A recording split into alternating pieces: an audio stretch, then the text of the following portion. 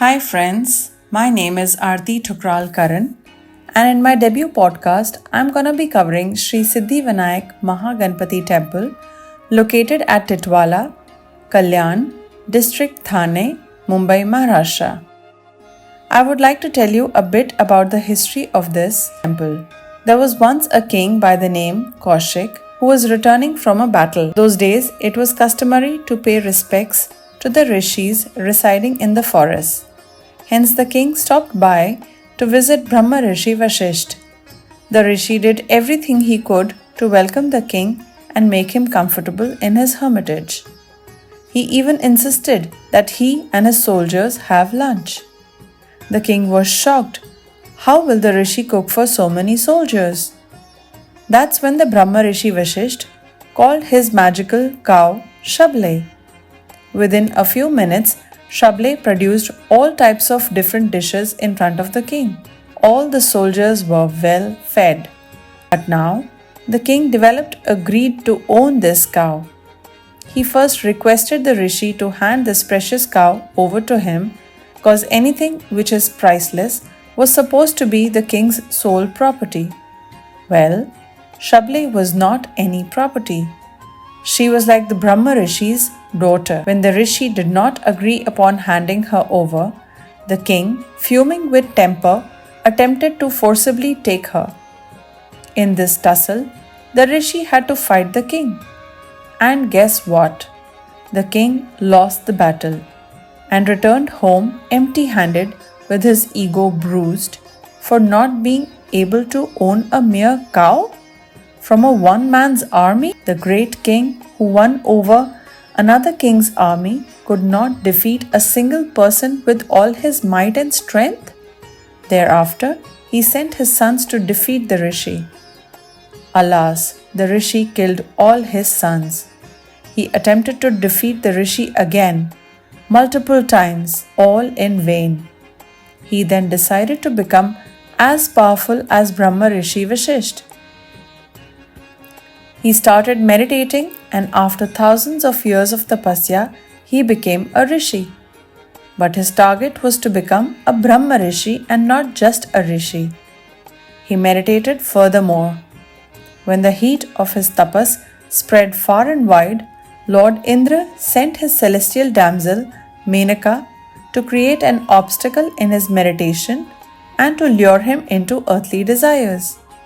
She managed to do that, and the rishi Kaushik married Menaka, who delivered a baby girl and finally returned to the Swargalok with no strings attached.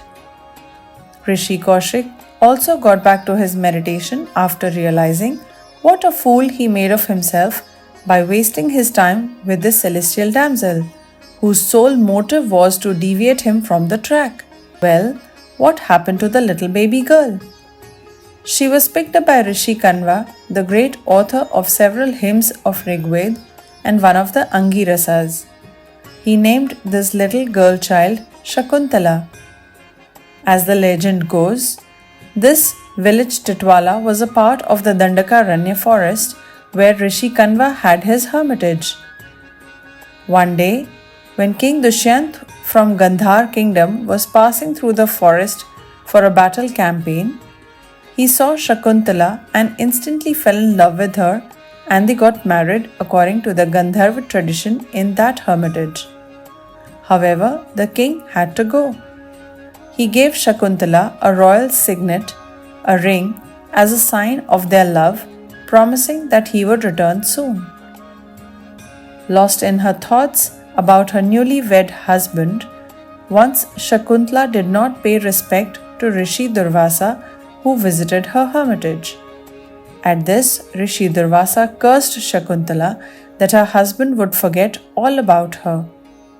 King Dushyant actually refused to recognize Shakuntala when she approached him. Rishi Kanva, the foster father of Shakuntala, directed her to build a shrine in the honor of Lord Ganesha as Siddhi Vinayak. He assured her that with her sincere prayers, Siddhi Vinayak would bless her and she would unite with her husband Dushyant very soon. And they did unite. Shakuntala and Dushyant had a son by the name Bharat, and our country got the name from him, Bharat. This Siddhi Vinayak temple had submerged under a tank. During the reign of Peshwa Madhavrao I, to resolve the drought situation in the town, the tank was desilted, where this temple was found buried. The temple was reconstructed and the Ganesh Vigraha was reconsecrated. And after this temple also degenerated, it was again renovated in 1965-66. It is believed that by the devotional worship to Titwala Ganesh, one gets to marry the person of his or her own choice, and marital discords will be happily resolved. Lakhs of devotees visit during this 11-day and the Maghi Ganpati Ganeshotsav, also known as Lord Ganpati's birthday. Let me quickly take you inside for a tour today.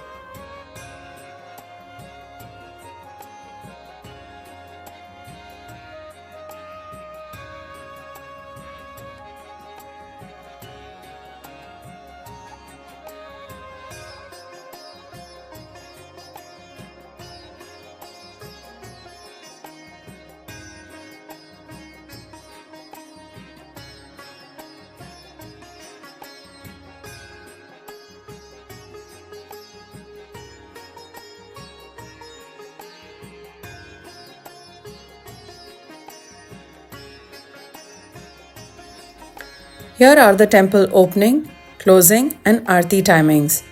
You could keep a screenshot of this handy for your next visit. Important days that bring extra crowd to the temple are Magh Shukla Chaturthi, also known as Ganpati Bappa's birthday, Sankashti Chaturthis every month, and the 11-day Ganeshotsav in the month of August and September. You could choose to visit the temple on these special occasions or avoid the crowd and come on normal days to have a peaceful darshan.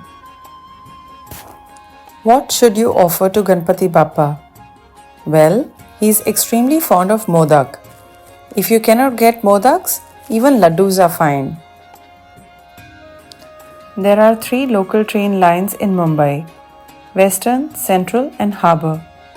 On the Central line, starting from Chhatrapati Shivaji Maharaj Terminus, there are direct trains to Titwala, or you could board an Asangaon train and get down at Titwala. Around 50 trains run every day from Monday to Saturday. Sunday train timings are different from other weekdays. Please refer to the M Indicator app to check the train timings. The temple is only 2.6 kilometers away from Titwala station. Do visit Siddhi Vinayak Maha Ganpati temple at Titwala soon to seek Bappa's blessings, and let me know in the comment section if my tips were helpful. Thank you for watching this video. Please like, share and subscribe the channel to receive more updates. See you in my next video. Have a good day.